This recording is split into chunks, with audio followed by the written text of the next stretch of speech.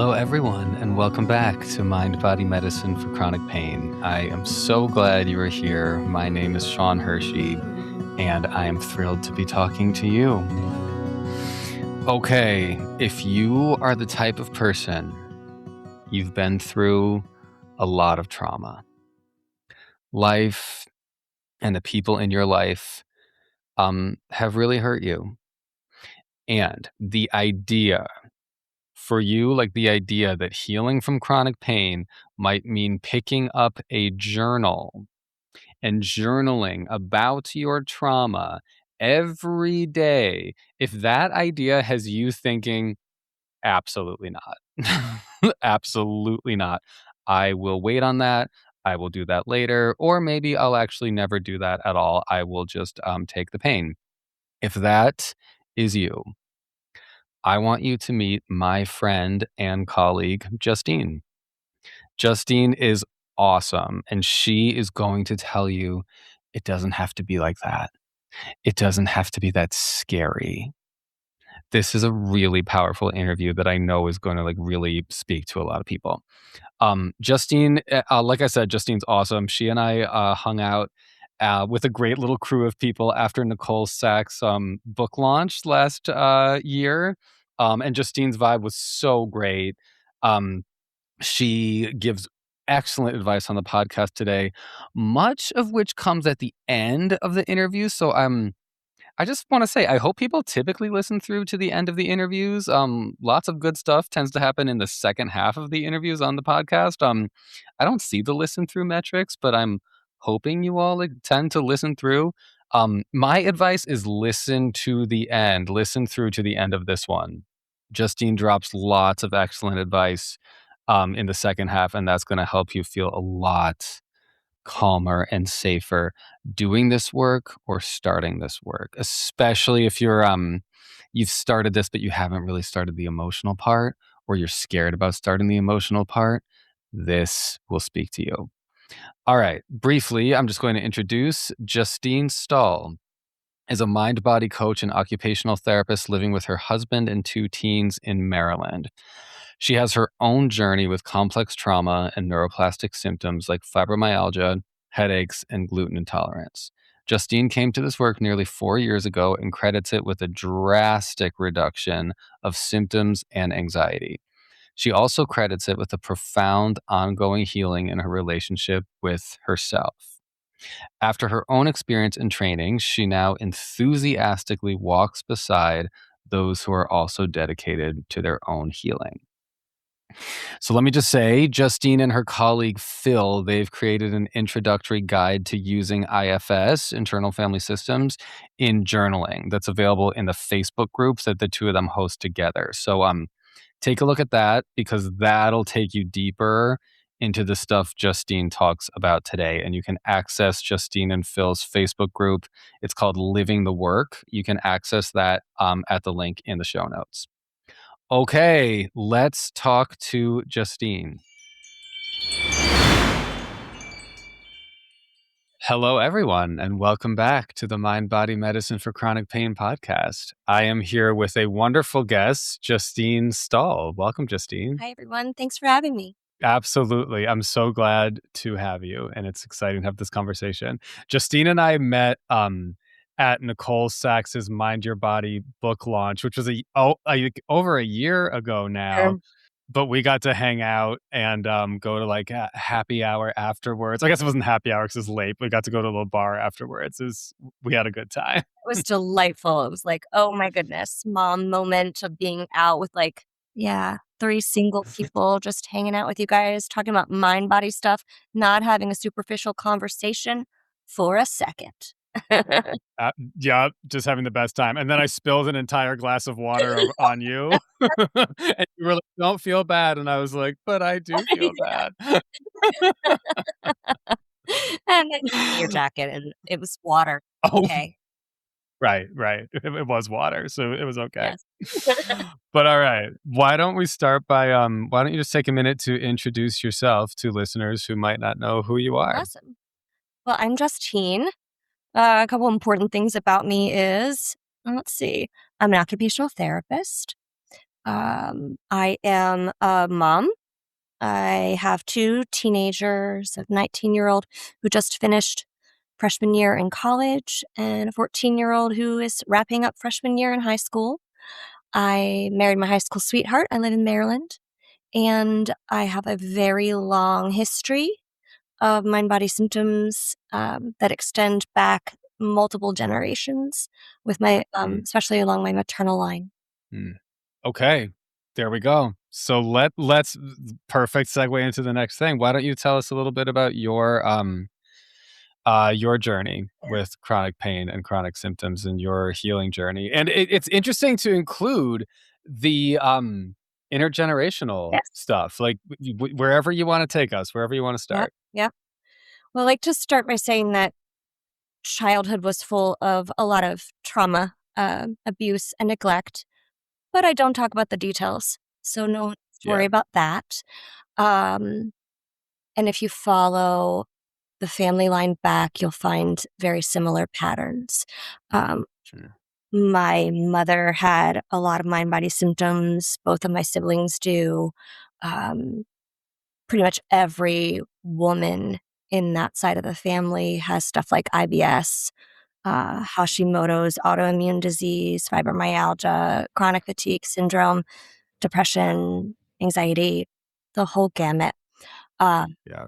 and when I was little, my first symptoms began when I was a preschooler with a Wow. bunch of chronic urinary tract infections, just recurring over and over. And then hives. By the time I was 9, I had migraines. And in my very early 20s, I started developing symptoms that eventually led to a fibromyalgia diagnosis. Um, some of my first symptoms were was costochondritis. It was rib pain, like Hmm. inflammation and really extreme pain in my chest. And, but it was in my ribs. And it's one of those issues that you go to the doctor for. They diagnose it pretty easily, rule out any heart issues. But it's really painful and there's nothing they can do for you. And then about a year later, wrist pain. First one wrist, then the other. At that point, I did all the testing. I saw the rheumatologist. I saw the hand specialist. I did the nerve conduction studies. I did everything. And ultimately, the surgeon looked at me. And when I followed up with him after I did all of this, he said, "Well, I really wanted to be able to do surgery on your wrists." He's like, "But I can't." Um, Okay. so, like, yeah, surgeons are a funny bunch. I think they sometimes like to operate on young people to have that experience. But Mm, he couldn't justify it. He could tell that it wasn't something he could surgically repair. There was nothing wrong with me. Uh, mm. Well, that I mean, honestly, like, I bet there are some surgeons who would do it anyway, you know? uh-huh. Yeah, I really appreciate that he actually sat there and held my hand in his hands, and he said, "I can't do this. I can't there's nothing I can do." Yeah. Um, symptoms then spread around my body, lot of pain, GI stuff. I ultimately ended up going gluten-free for about a decade. Mhm. I had I mean, the list is very long. Some of my weirdest symptoms were things like not tolerating perfume or anything with a fragrance, getting like headaches and dizzy when I was exposed to anything. I had convinced myself that I could handle citrus and mint. So everything I chose was always citrusy. Um, what else? Yeah, unexplained rashes that would just come and go. Um, a really like a weird appetite issue where I was almost constantly hungry. Um, Mm, felt like blood sugar, but mm, my blood sugar was fine. mm. Um, Let me ask, out of curiosity, like, when we're talking about, like, intergenerationally, yeah, what symptoms did you see your mom struggle with? And, like, what impact do you think now that you, like, know what's about this stuff, like, and the mind-body connection, like, what symptoms did you see her struggle with, and what impact do you think that had on you? yeah. Um, she's had surgeries throughout life. that never brought much relief, symptoms moving throughout her body, fibromyalgia, chronic fatigue syndrome, a lot of Mhm. mental health struggles as well. Mhm. Um, I mean, it's a little hard to tease out how that relationship impacted me from also the fact that childhood was so complicated. Yeah. Um, Yeah. Right, well, and I think that's important to acknowledge for listeners too, the transmission of anything intergenerationally is complicated. Like, it's much more complicated, obviously, than just like, "My mom had these symptoms, I saw that, so I developed these symptoms." Like, it's a yeah, multifactorial. yeah, yeah. And of course, if we get into the weeds with this, we talk about like, how much does a growing baby absorb the nervous system regulation or dysregulation of the parent carrying them?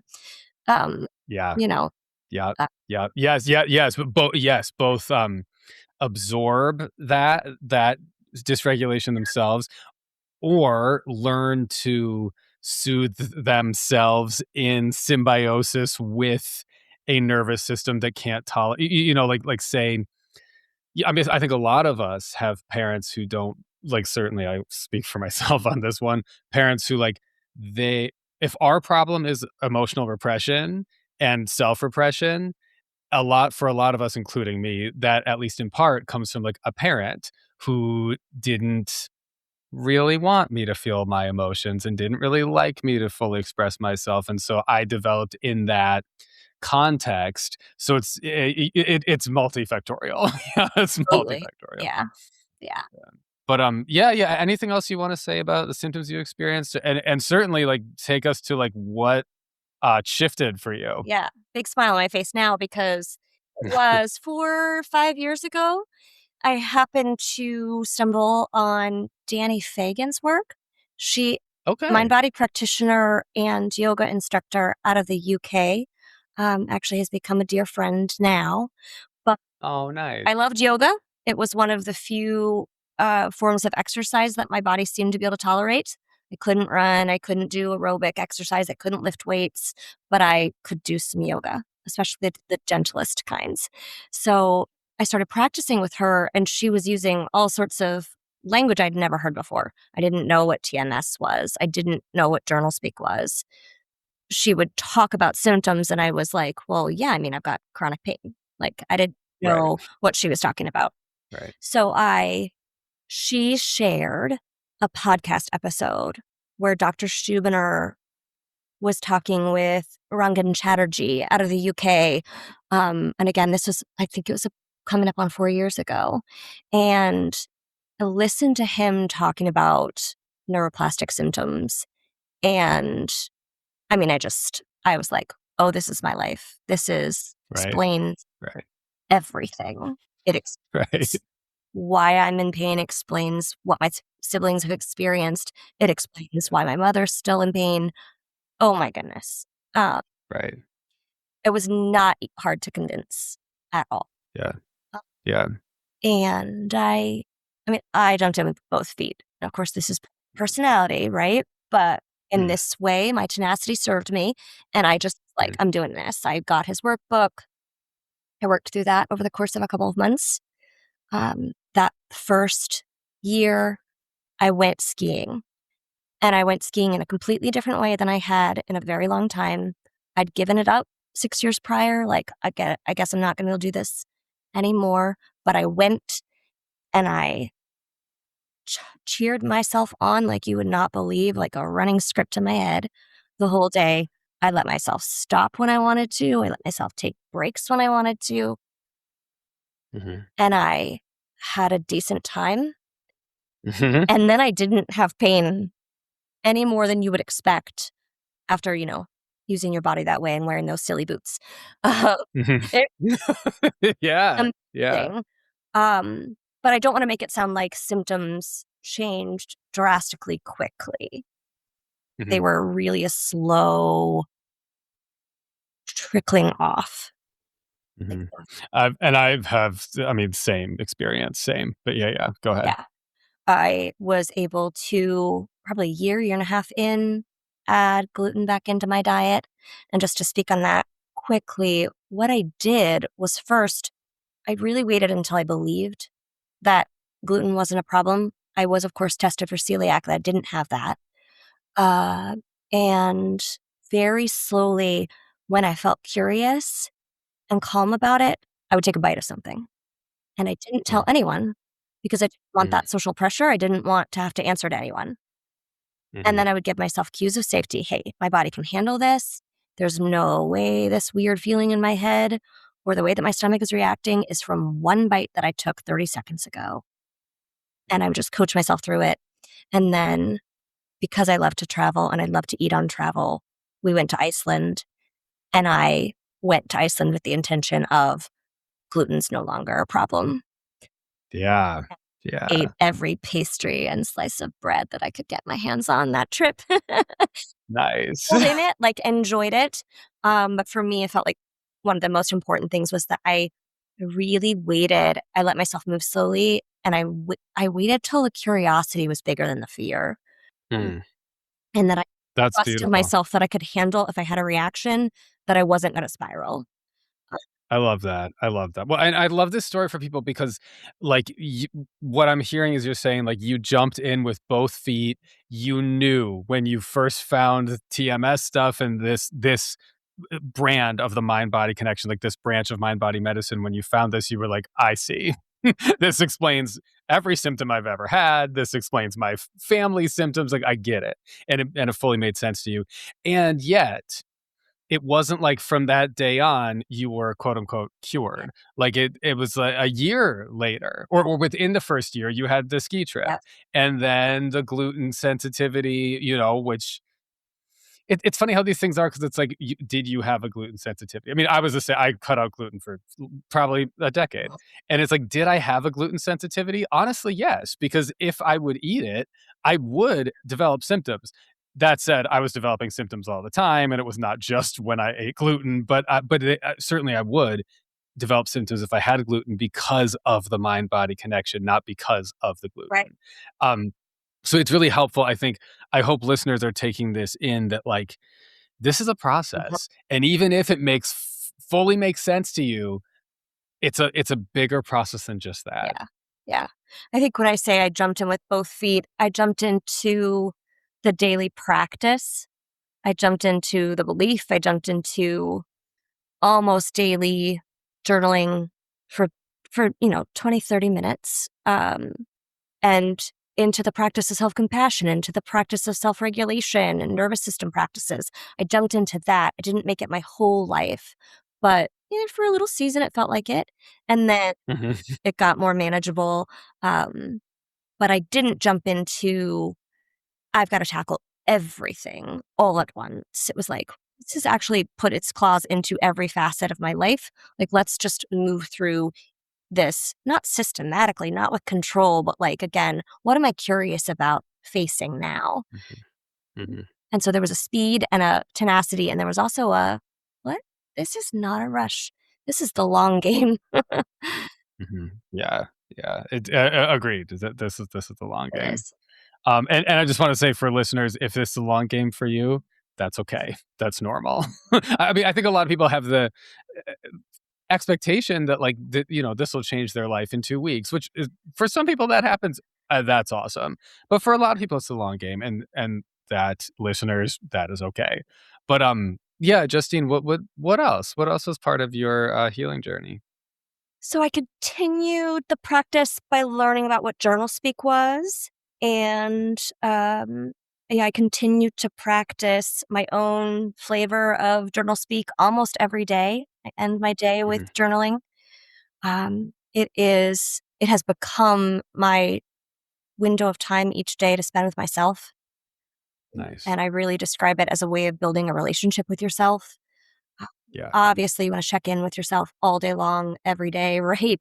But carving out that quality time too feels like a really important piece of the puzzle for me.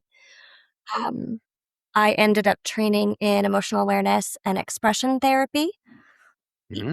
ET, and then I Hmm. trained in pain reprocessing therapy or PRT, and I also did Hmm. Sarno Sax.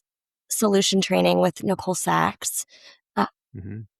So you and I have done all the same stuff, which is awesome. yeah, Same page. top hitters, right? Yeah. Yeah, and initially Yeah. I did them to support myself. Again, I'm an Mm, occupational therapist, so I thought I can incorporate this into my work, but mainly I was doing it for myself. Let's see what happens. Let's see what I learn from this. I'll take these trainings and see what happens next. mhm. And then, yeah, now I do a little bit of client work. I've done a lot of volunteering work in this community, and now I am just beginning to see clients in coaching. That is awesome. Yeah. Let's okay, perfect. So let's get into that because what we I mean, I'm curious like as an occupational therapist because for me as a therapist it is I think one might think like, "Oh, because I've been a therapist for many years, like a mental health therapist, and now I'm doing this work with my clients, like it's basically the same." And in some ways, it's very similar to like what I've been trained to do, but in some ways, it is very different. So I would imagine that even if I would just imagine that your journey might be kind of similar as an occupation, trained as an occupational therapist, but now stepping into coaching, doing this work like, do you just wanna say a little bit about that connection? And then let's get into advice you have for people, but, like, let's just start with that transition, like, what's that been like for you? Yeah. I think the biggest thing is that if your clients are not coming to you to understand the connection between emotion and nervous system dysregulation and chronic pain and symptoms, it can be so tricky to introduce that to Agreed. them. And then Yeah. it becomes almost an ethical dilemma within yourself of, am I fully serving them if I don't tell them this? But at the same time, Yeah. they may not want that information. May not be prepared or ready for it yet. Yeah. Um, so most of my work has been with people who don't require much convincing. They're Yeah. who are coming to the conversations that they're having with me, knowing at least a little bit. There's a little bit of receptivity. At least they're ready to ask the question, "Hey, are these symptoms neuroplastic, or Mhm. is there something wrong with my body?" Like, I mean, I've literally had a client yell at me through a telehealth screen, "That's fucking pseudoscience," as I was trying to, quote, unquote, "provide psychoeducation about, the mind-body connection." So, yeah, I mean, people can have that kind of reaction. What I found the most common in clients who don't come to me for this work, and I attempt to introduce it, what I've found to be the most common is that the people are like, "Oh, yeah, that makes sense," or like, I get it." And then when I sort of take that bait and I encourage them, like, "Oh, great!" Like I would encourage you to read this book. Like I'll usually give them a book by Dr. Sarno, or I'll recommend Mind Your Body by Nicole Sachs. Uh, Sometimes I've recommended The Way Out by Alan Gordon. Because those books serve as such a beautiful doorway into understanding this stuff and getting, then being able to do it for yourself. But what I've found is that most people don't pick that up and don't like go down that route. And yeah, that's that. It's not everybody's going to pick it up. Not everyone's going to pick it up. And then unfortunately, people continue to suffer with symptoms and they continue to look for options. And I'm often like, well, you could, go back to the book that I recommended, or maybe try this other thing. And they're like, oh, Yeah. I'd rather like go to a surgery consult or think about, whatever. But okay, let's talk about advice that you have for people. What I think what I mean for the listeners, what Justine and I had talked about before this is Justine does a really has a lot of really good practices around like staying grounded when accessing trauma. So yeah, that's something that our listeners need. So share with us the wherever you want to start. Yeah. Well, I'll start by saying that these are the practices that I am using in my own experience and have made a drastic difference for me. Uh, and they're built on things like understanding a little bit about nervous system regulation, understanding a lot about self compassion, and incorporating those sorts of practices in my life where, again, it's all built on that relationship with yourself, and I mean your body too, because your body is you. Yeah. And many of us have experiences in life that we identify as trauma, or maybe we don't identify them as trauma, but even thinking about them can dysregulate us, can make us feel horrible very quickly.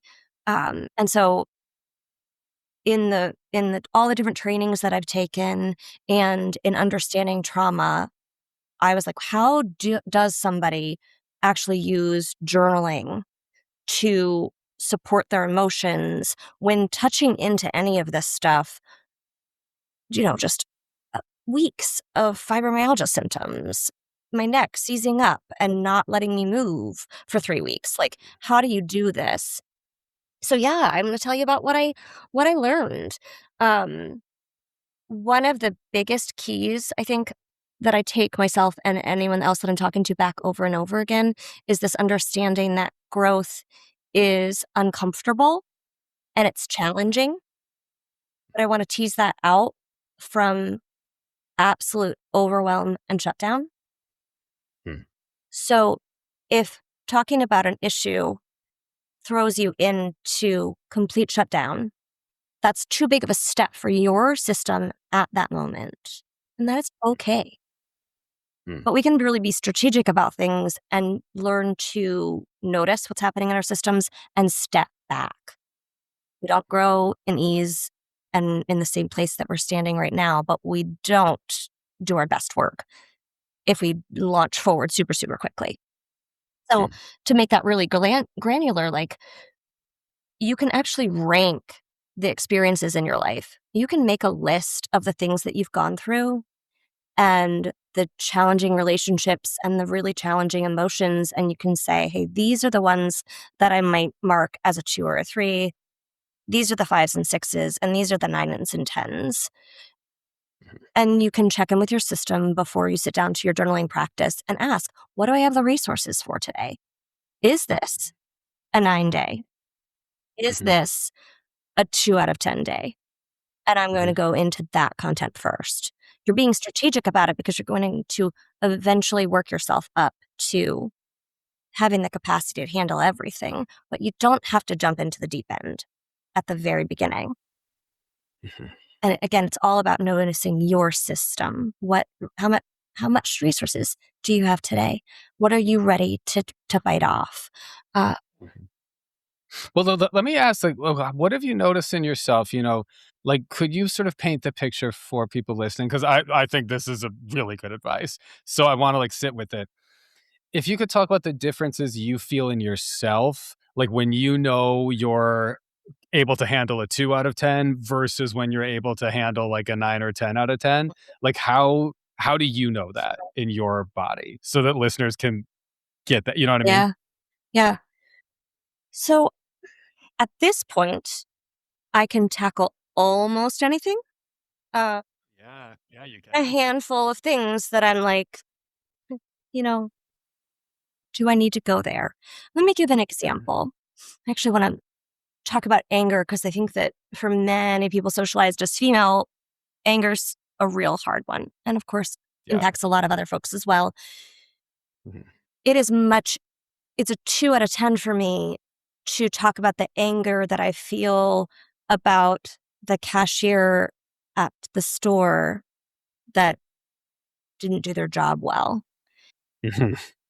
And it's a 9 or a 10 out of 10 for me to access the anger about a family member who I had an abusive dynamic with. Yeah. So, what I would do is intentionally expose myself to anger, allow myself to feel it in my body, notice what it brought up for me, consider all the beliefs around anger, and say whatever I needed to say, imagine doing whatever it was that I needed to do to express that anger in my own private practice with the easy stuff first, with the lighter Yeah. stuff first, with Yeah. the real life Mhm. I'm here in this moment stuff, so that eventually I could go and write about some of the most traumatic experiences in my life and let my anger get huge and big, and I was ready for it. Yeah. Yeah. So I would say start low, start easier, lighter, see how your body reacts. Mhm. Remember that your emotions are not dangerous. And if you completely dysregulate yourself and your symptoms go crazy and you get shut down and you're sobbing uncontrollably, you didn't hurt yourself. It's Mhm. okay. It's Mhm. okay. It happens. Mhm. Your nervous system is not dangerous. So the freak out Mhm. is going to pass. Mhm. Um, but next time we're going to step back another step because we learned from that. Mhm. We learned that was a big leap. We're not going to live there yet. Mhm. I love that because it's so important and so not the intuitive reaction, when you're sobbing uncontrollably or feeling like I've certainly journaled about stuff or confronted stuff in my life that I'm like, oh no. Like I can think about like going on walks. Like I'm not really a sobbing uncontrollably kind of person. I mean everybody's emotions sort of come out differently, but I can like I can remember like walks I have gone on where I've been like, how like, not I wouldn't say, like, suicidal, but, like, how am I going to live if these realities are true? Like, how am I going to live? And, to know that like, sobbing uncontrollably or, like, having thoughts and feelings like the ones I'm explaining, it's the intuitive reaction is like, "Don't do it. Don't feel it." But I really love what you're saying that, like, our work that we're doing with people and that people listening are doing with themselves, our work is like, it's actually okay. Like this, you might have gone a little farther than you want to go, but like it is okay. Yes. Yeah. Yeah. Like, how can you meet yourself in that moment when you're saying, how do I live with this is my reality? How do I even face this? Can you tap into that part of you that knows that you can too? Like, can Mhm, you? mm, That's mm, another tool that I use is during a journaling practice. I am uh, trying to imagine that my wisest, most adult, most capable self is the one listening and the one sharing this really hard emotional content is maybe a child version of me or at least a younger version of me. Like I try to tap into that in the middle of the practice. And I just use my imagination, not necessarily visualizing anything, but I really recognize that there are multiple parts of us and that the self can be there as that compassionate witness. And I can imagine the story being told by a younger part of me who had experienced it. So there's sort of two of us in the room. yeah, I love that. Yeah. I love that. Say more about that, that tool and how people could use that. Yeah. Well, I think let's back up just a little bit because I want Oh, yeah, to, yeah. because I just said, what I'm writing about the story, and I do want to qualify that a little bit. Great. I find with this is really relevant to any sort of journaling, regardless of what you're writing about, the story is less important than feeling and expressing the emotions. So Mhm, the exact details of what happened aren't terribly helpful to journal about. mm, For some of us, some of those situations, you really don't need to write, this is what happened to me at all, unless that feels good to you. mhm, You can intentionally, start writing and say, well, this is what happened. And you go into it only as much as you need to into the story that you bring up the emotion. And then you focus mhm, on, this is what I felt. This is what I wanted to say. This is how my mhm, body experienced it. Don't mhm, have to relive the experience. Tap into it just a little mhm, and focus on the emotion. mhm, Um, and then, yeah, I have a way of, it's built on the concepts of IFS, right? Where you mm, recognize that within your system, you have parts. And just to mhm, explain it super simply, right? We all relate to saying, hey, part of me wants to go out to dinner tonight, and part of me wants to put on my PJs and stay home and go to bed, mhm, right? Mm. We know that. So there are parts of us within our system. It relates to things like inner child work too. Like everyone has a wise, capable adult self within them Mm.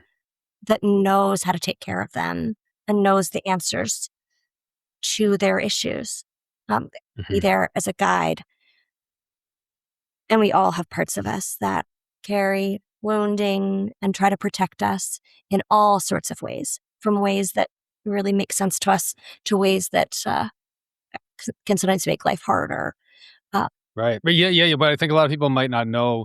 Well, first of all, IFS, yeah, internal family systems. It's like parts work. It's like what we're talking about. I think what a lot of people might not know is that through an IFS lens, like addiction is a protective part.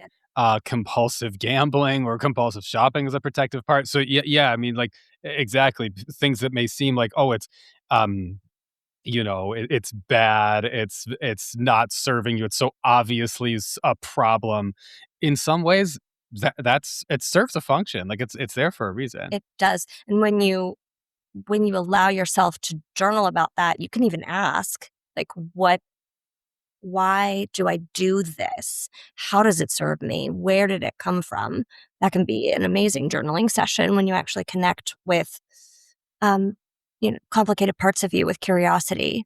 Tell me more about why you are this way. Mhm.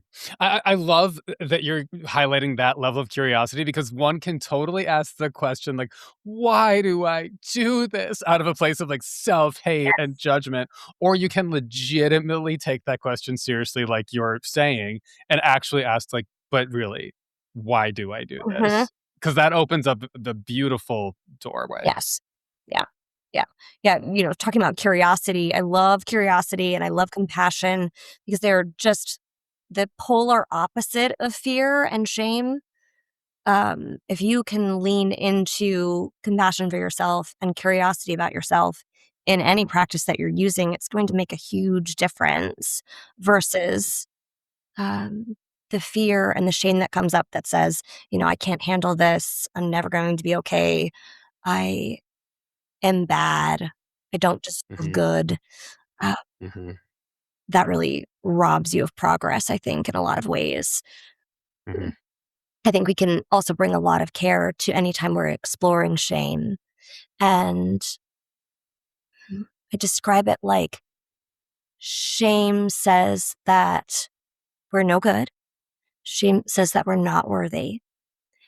And can we feel the sensations of shame in our body? Can we allow ourselves to sit there and witness shame without believing the stories that it tells? Yeah. Because most of the time, shame comes from being a little kid who couldn't help but interpret everything they experienced with a lens of shame. This must be my fault. I should have done something differently. It's the only way kids function. It's how they are by nature. Yeah. So, can we as adults now recognize where shame comes from? And again, we're not going to push it down and not feel it, but can we recognize that the story that it tells is really Mhm. accurate? I will just say the number of I mean, this is the thing about, journal speak and, like, doing this journaling from a mind-body perspective. The number of things that I had been carrying, even having gone to, like, different kinds of therapy and over the course of my life, the number of things that I have had carried that really somehow felt like my fault or my problem. And as I've been doing this, it really is. I mean, it has given me the gift of what you're saying. Like so many things I've let go of, like, or just been able to see in a different perspective. Like, oh, that wasn't my fault, or this didn't start with me, or I wasn't bad. That's not why this happened. And right, like letting go of that shame. It's really profound. It's really profound. The Yeah, and again, to highlight, like shame generally originates in childhood. As a child, you didn't have a choice but to interpret what you went through that way. A kid can only say, "Oh, this must be my fault. I should have done something differently." Uh, Yeah, but we can recognize that that's where the shame came from. yeah, yeah, yeah. All right, what other tools you got for us? We talked about meeting yourself with curiosity, compassion. Yeah, another one is a reminder just that the whole point of journaling practice is to listen, to express emotion, to deepen our understanding of ourselves. We're not there to fix anything. Yeah. Yeah. Will you just say more about that? Because I think because like it makes sense if people would go into journaling being like, okay, what am I going to do about this? What am I going to do about that? How can I solve my problems? I know. Versus just like, how can I feel what I feel safe with what I feel, get to know myself. So yeah, Yeah. let's say a little more about that. One of the things I like to remember is that journaling isn't going to solve your life's problems. It's going to help give you some ease and decrease your suffering because you're going to be able to feel what you need to feel about what you're experiencing, and you're going to stop fighting with reality. Yeah. I can't handle feeling devastated. If I can't handle grieving, I mean, honestly, guys, if I can't handle feeling joy, there's Yeah. going to be a lot of discomfort in my system Yep. throughout my life, no matter how my life is going. Hmm. Um, so yeah, building your tolerance just to sit with your emotion then has all these snowball effects Hmm. that you don't even anticipate. But at first, you want to fix the symptoms and you want to fix the emotions. Yeah. And last time I checked, there's no way to live on this planet without a body.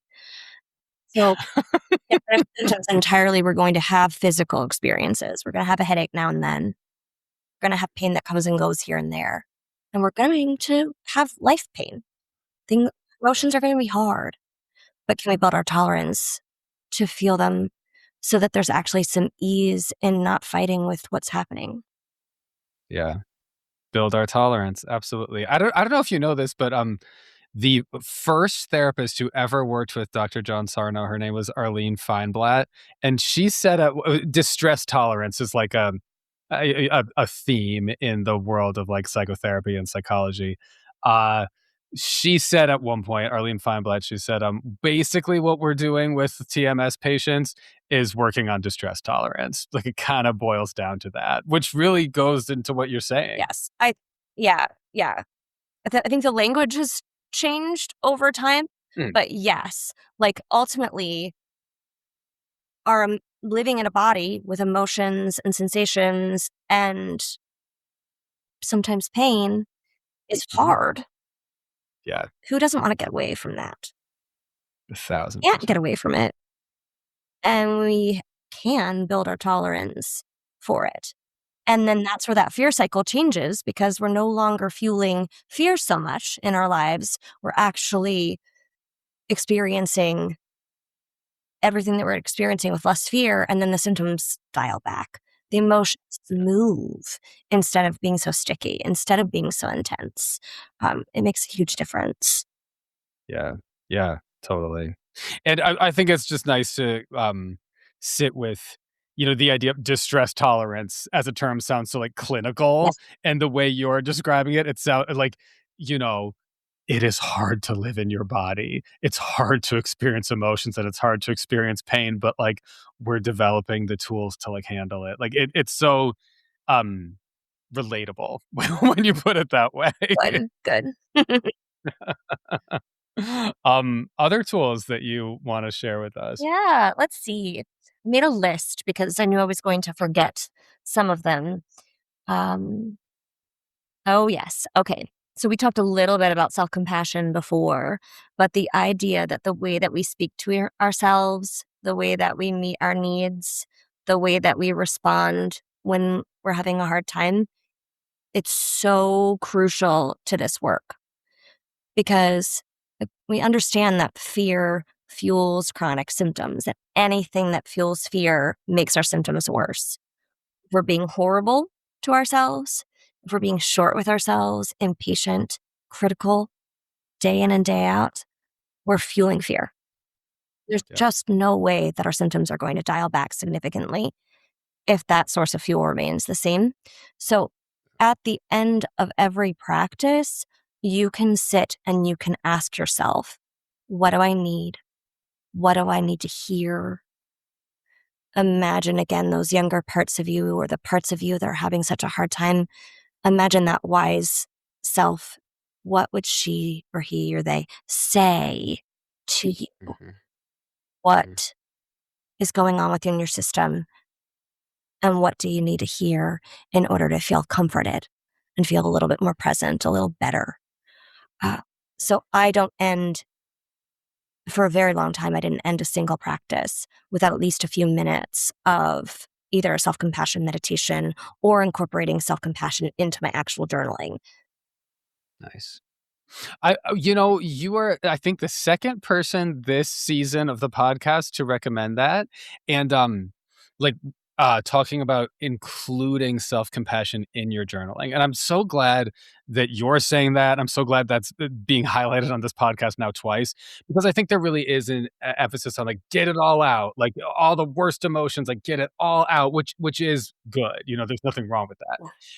Um, Adding to that, like, being kind to yourself, like, not just, like, throwing up and then just being like, "Ew, gross," and walking away from it, but, like, getting it out and then being like, "Okay, Yeah. I can have compassion for this. I can look at this with love, and I can look at myself with love." I mean, it's beautiful. Yeah. Yeah. I mean, just imagine you're with a child or a pet that you love and they've just literally thrown up, right? Compassion lets you put your hand on their back and tell them they're not gross. They're not weird for having a human experience. Yeah. And we're going to clean this up together. Or actually, you're off the clock. Let's go cozy you up. Mom's going to go and clean this up. You know, Yeah. that's how you want to speak to yourself. Yeah. Yeah, it's beautiful. And just hearing you say that, I'm like, like what a night. Like no, most of us don't speak to ourselves that way, so it's nice to hear you say that. Yes. Don't. We don't by nature. We didn't see it modeled. We weren't, no one talked about this. So it's Yeah. very normal for us not to speak to ourselves in that way. But with awareness and practice, you can change that. Yes. Yeah. Yeah. Well, any other tools you want to share with us? Yeah. I want to talk a little bit about what you could do if you find yourself really agitated or overwhelmed after a Great. practice. You've Great. journaled, you've vomited it all out, right? You've tried self compassion, you've tried meeting your needs, and you're still feeling really fried from what you just experienced. Um, that's, like we said at the beginning, that is okay. Do we want to do it over and over to ourselves? No. But no nervous system state, no amount of dysregulation is actually incredibly dangerous. It's just a state, it's going to pass. So, really concrete tools are things like putting music on, moving your body vigorously to discharge the agitation, Mhm. um, swaying your body gently if that's what actually makes you feel a little bit better. Um, you can actually swing your arms to shift overwhelm in your body. Have a mindful glass of water or tea and really pay attention to the sensation of the either hot or cold beverage. Go outside in the fresh air, put your Mm. face in sunshine or wind, um, and just give yourself that message of safety and that message of compassion that says, you know, my nervous system is working exactly as it should. Expansion's difficult, and I'm okay. That- That's how that is such an important thing to remember. And if you need to, write this stuff down. Write down a list of things that make you feel a little bit better after you've done something hard or before you do something hard, and then have it ready for you. Have it on the inside cover of the journal you're writing in. Have it on the cover sheet of the page you're typing on so that you have these practices ready, because when you're overwhelmed, it might be hard to remember, but you will have resourced yourself in advance so that you can go, yeah, you know what? Actually, I mean, my favorite is to put music on when I need it or to go outside because those things just for me, they're rather quick. Like I can feel a Mhm. lot more present if I just get into my body and get into nature just for a few minutes. Yeah. Yeah, I'm totally a go outside and, hop in the shower is one that I like as well for me. I used to have a literal list on my phone. This is a long time ago. This is before I, even was into mind body work, but I used to have a literal list on my phone that was like, "Do you need to eat? Do you need to go home now?" Which was honestly helpful because when you're really activated, it can be hard to access stuff that, like, in a normal state seems so obvious, but when you're really activated, it's No, not. your frontal lobe's not even fully functioning then. Right. Right, Yeah, right. yeah. It's important to remember too how the nervous system works, right? We're not trying to be calm all the time. We're trying to have a flexible nervous system that responds appropriately to life circumstances and then can calm back down. So, a journaling practice literally dips into your sympathetic, your anxiety, your anger, or your despair and your hopelessness in dorsal. And then through self compassion, through regulating activities afterward, you bring yourself back into regulation. And by doing this regularly, you're literally teaching your nervous system to be more flexible, which is the goal. You want to be able to experience everything, but you don't want to get stuck. Right. The goal is not, calm and chill at all times, which, like, I think on the surface of it, especially a lot of people with chronic pain who don't feel calm and chill often, that seems like the goal is to be calm and chill all the time. But right, the goal is actually flexibility. The goal is, like, responding to what's around you with like a response that makes sense versus a response that is, out of alignment with what's going on around you. Yes. Yeah. You really need to be able to get as sad or as angry as the situation warrants. Um, Yeah. and, ideally, you do that within your own system, within your own practice, so that then after you've spewed, you can make wise adult decisions and communicate from a more regulated place. Yeah. Love it. So let me just say that's one of the things that I actually really love about being a therapist now who does this work is that I mean, I think there's a lot of I don't know. There's a culture in the world of mental health therapy of like that the therapist, someone who is a therapist, is supposed to be like very calm and peaceful all the time. And not only do other therapists expect that of other therapists, but like the public expects that of therapists too, to be like, like this person just did this insane thing and they're a therapist? What? Something that I love about doing this work is that I'm allowed to be, Human? period. Just like, thank God, it's about time. Right. But, okay, any, final skills you wanna share with us before we wind down? Yeah. Just there's one more trick that I absolutely love. If you are you've explored something, you cannot get it to go away, nothing will shift. Another trick to have in your back pocket is what's called a container exercise. You can find scripts for them if you search for them on YouTube or on uh, apps like Insight Timer.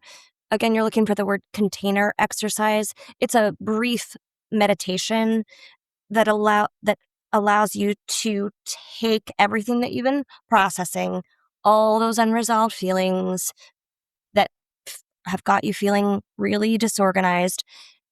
Imagine placing it in a container, placing that container in a safe place, and committing to yourself and to those parts of you that you're coming back and put it away. I find it's really powerful practice.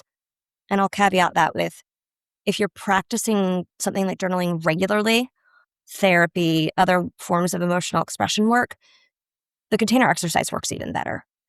Because when you say, I'm coming back, you really mean it. Yeah. Your system's not going to believe you if you don't come back.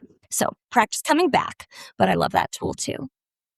Yeah. That is a great one. It's a great one. That's a big part of EMDR therapy, which I'm trained in. The container exercise. It's very It's helpful for really helpful. trauma. Yes. Very And I helpful found for that as trauma. I Yeah. practiced it more often, it became more powerful too. Beautiful. Beautiful. Yeah, beautiful. Okay, Justine, where can people find you? Say they want to maybe they're interested in coaching. Maybe I will say to people listening, Justine has a really awesome email newsletter that comes out a few times a month that I always love to get. How can people sign up for that? Like, how can people connect with you? Thanks, Sean. Yeah, you can find me at justinemindbodyot.com. Everything that I do is there. And I'll just spell that out really quickly. I do send out a newsletter twice a month, using a variety of practices that I have found helpful. Like right now, we're diving into neurodivergence and interoception, but I've included lots of practices about for self compassion, regulation, um, and the other thing you can find on my website is a link to a Facebook page that I host with my colleagues and friends, Cool. called Living the Work. That's a Cool. free group to come and join and talk about this stuff. We really do like the deep dive. We're not, the conversation there is about how do I do this in life? How do I go deeper and how do I build that relationship with myself? And then, yeah, I'm doing a bit of coaching, so I am available for people who want to work one on one. My goal at this point is to help people build a skill set in 8 to 9 sessions that then they can continue to use to deepen their relationship with themselves. So one-on-one Beautiful. coaching, but in a sort of a small format, short-term format. Beautiful, beautiful. I love that. And I mean, I'm just sure that if somebody was attracted to this episode particularly because they know, somebody listening to this, they know like I am the type of person who has gone through a lot of trauma, and it is hard for me to stay resourced. And the idea of journaling every day about my trauma sounds so awful that I'm not going to do it. I don't want to heal from chronic pain if that's what it takes. My thinking is like that kind of person would probably be a really good fit for working with you. But is that right? Like, who would be a good fit for working with you? Yeah, that's a lovely question. I can work with people who want to move slow, and I love the deep divers too. Cool. And um, you know, again, one of the really important things is that we're going to focus on exploring your emotions and the beliefs that you built based on your experiences. I don't need the story. I don't need the Yeah. details. You can tell me, but you don't have to. We can focus on Yeah. expression and build your tolerance for emotion and help you come into more presence in relationship with your body without going into the ugly details. Yeah. Yeah. I mean, I think that's just so comforting. If anybody hears this and they're like, "Oh, thank God, I don't have to like tell the story all day, every day."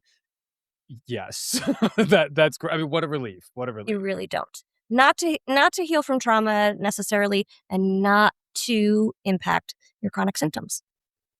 That's Get right. some relief without telling that story over. Yeah. That's right. All right. Any final thoughts before we're done? No, I think that's everything. Yeah, come in and join me for the newsletter. I'd love to hear how it's going. I am on social media as well. If anyone just wants to follow my free content and see what else I'm offering. Awesome. Yeah, and all those links will be in the show notes. So yeah, people follow Justine, sign up for the email list. And so, I get the emails and I'll always love them. This podcast has been featured in I think two of the so that's I'm awesome. big into And supporting my friends. I what's said I'm that? big into supporting my friends. Oh, I love it. I love it. Um all right. Well, truly thank you so much for coming on. This has been really awesome. And I think this really I'm just sure that this information is going to help people who have fear around trauma and fear around their emotions, which like that's something we talk about on the podcast all the time. And you're like helping us take the fear of emotions related to trauma. You're helping us take that conversation deeper. So thank you so Very much welcome. for coming on. Thanks, Sean. Absolutely. And for everybody listening, this has been Mind Body Medicine for Chronic Pain, and I will talk to you next week.